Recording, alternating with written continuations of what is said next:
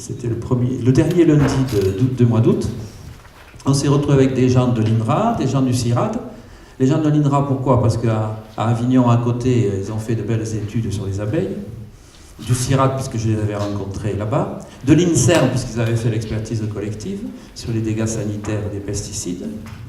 Le professeur Sultan aussi, qui est un professeur qui travaille sur Montpellier, dont certains peut-être ont entendu parler, parce qu'il travaille beaucoup sur les relations qu'il peut y avoir entre l'utilisation des pesticides dans la viticulture et les dysgénésies à la naissance, c'est-à-dire les malformations chez les jeunes enfants à la naissance, les troubles notamment du développement de l'appareil reproducteur, et plus tard aussi les troubles du développement sexuel lui-même, troubles à la puberté chez le garçon ou chez la fille. Voilà. Et puis, il y avait M. Fernandez qui était là, et puis M. Clément, qui était venu de Paloué. Et donc, à partir de là, l'idée a été de lancer un appel pour essayer de sensibiliser davantage et de mobiliser davantage tous les décideurs, qu'ils soient des acteurs directs, des producteurs, qu'ils soient des responsables administratifs et puis bien sûr des responsables politiques autour d'un appel. Alors j'ai écrit ce qu'on appelle un texte martyr qui a tourné, qui a été amendé et qui a été mis en ligne donc pour la signature à partir du 1er novembre. Alors cet appel, il part bien entendu des dégâts sanitaires, il part du constat que vous faites notamment sur les abeilles, mais qu'on peut faire en général aussi sur quantité d'autres insectes. Je lisais récemment que la moitié à peu près des papillons, des espèces de papillons et des quantités de papillons avaient disparu, pour dire que c'était véritablement notre environnement qui était en cause, pour réclamer aussi qu'on soit beaucoup plus actif vis-à-vis d'un certain nombre de produits qui ont été montrés comme étant toxiques, alors soit neurotoxiques, soit perturbateurs endocriniens et développant, donc posant des problèmes pour la reproduction vis-à-vis des abeilles et d'autres insectes. Et notamment, bien entendu, on a pointé du bois ce fameux cruiser,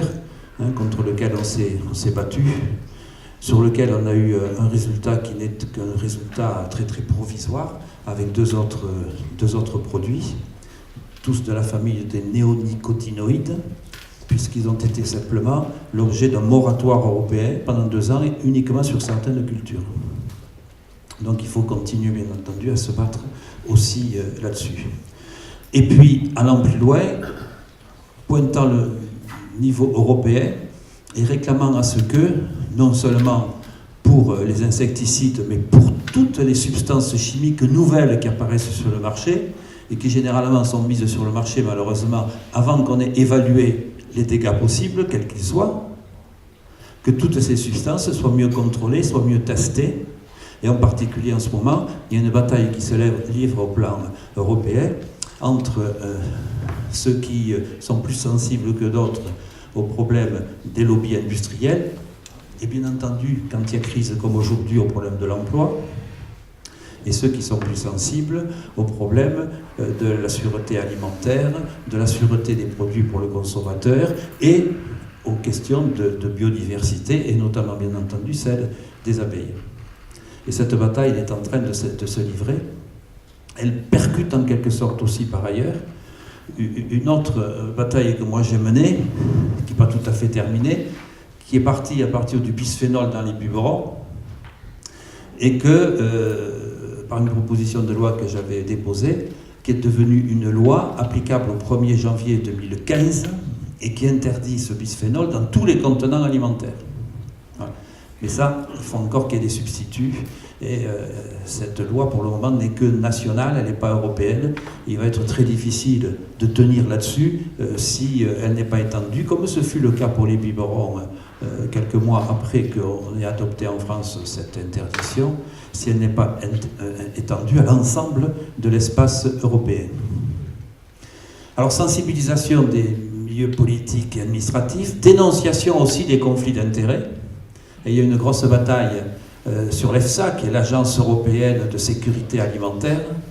et qui généralement est très en dedans, avec des experts qui sont souvent liés à l'industrie, même s'il semble qu'un certain nombre de progrès aient été faits récemment. Et puis enfin, la grande question politique nationale qui va être débattue à l'initiative de Stéphane Le Foll, le ministre de l'Agriculture prochainement, assurer la transition d'un modèle productiviste intensif et qui aboutit à des concentrations extraordinaires de la production agricole vers un autre modèle qui serait l'éco-agriculture, transition vers l'agriculture biologique et qui, elle, bien entendu, répond aux vœux notamment des apiculteurs, mais aussi des consommateurs. Et là, il faut essayer de relier le plus possible l'ensemble des acteurs de la société civile pour que la pression soit suffisamment forte, pour que là, au plan national, on puisse faire bouger. Alors, pas seulement l'industrie, et les gros pourvoyeurs, producteurs d'engrais ou de pesticides, parce qu'on peut dire que les engrais et les pesticides, c'est quand même un petit peu les intérêts liés, mais aussi le gros syndicat et les grosses organisations qui régissent depuis des dizaines d'années la vie agricole et agroalimentaire dans notre pays, c'est-à-dire tout le réseau des coopératives agricoles qui ont souvent des intérêts liés avec ces producteurs de produits chimiques dont je viens de vous parler, et puis la FNSEA, la Fédération nationale des syndicats d'exploitants agricoles, qui est elle, la plus conservatrice et liée très certainement à des intérêts des plus gros producteurs, mais qui sont, eux, sur toujours cet ancien modèle qui aboutit, on le sait, au dessèchement des sols, à la disparition des haies, à la disparition de la biodiversité et bien entendu aux difficultés que peuvent rencontrer les acteurs de l'apiculture.